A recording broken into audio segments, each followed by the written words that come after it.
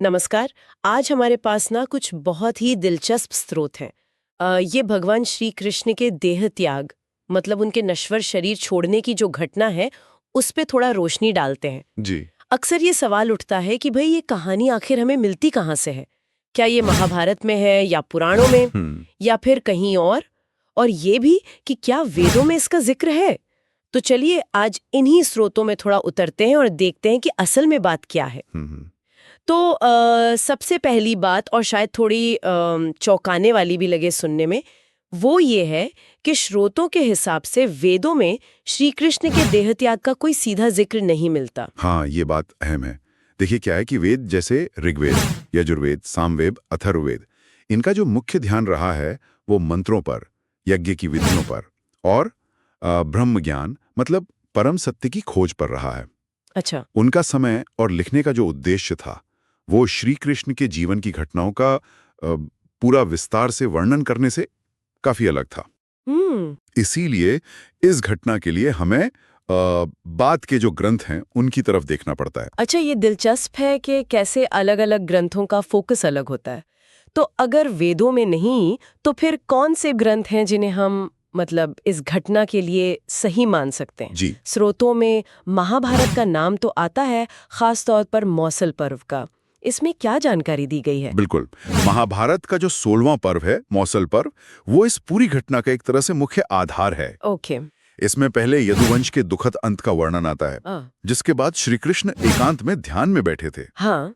तभी क्या हुआ कि जरा नाम का एक शिकारी था, उसने अनजाने में उनके पैर के तलवे को हिरण की आंख समझ लिया और तीर चला दिया। अरे! हाँ, तो महाभारत का ये मौसल पर्व और खासकर उसका 3रा अध्याय इसी घटना का जिक्र करता है। अच्छा, तो ये शिकारी और तीर वाली बात महाभारत के मौसल पर्व से आती है?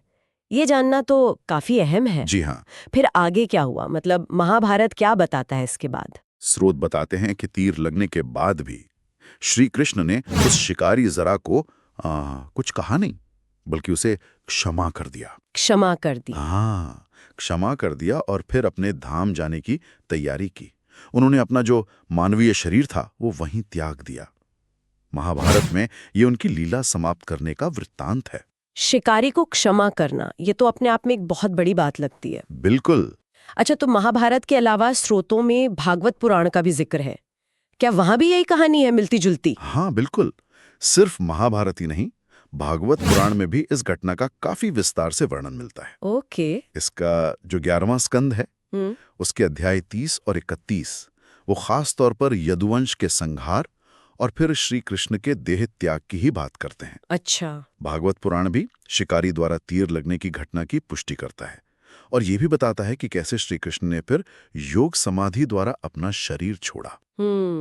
उसमें थोड़ा उनकी दिव्य स्वरूप पर ज्यादा जोर है, जैसा कि भागवत पुराण की शैली है, थोड़ी भक्ति प्रधान। सही। एक श्लोक का सार भी यही बताता है कि उनके पृथ्वी से जाने का समय आ गया था। तो मतलब जो कहानी हम सबने सुनी है कि शिकारी जरा का तीर लगा और श्री कृष्ण का देहत्याग हुआ, वो मुख्य रूप से महाभारत के मौसल पर्व और भागवत पुराण, इन ग्रंथों पर आधारित है। वेदों पर नहीं।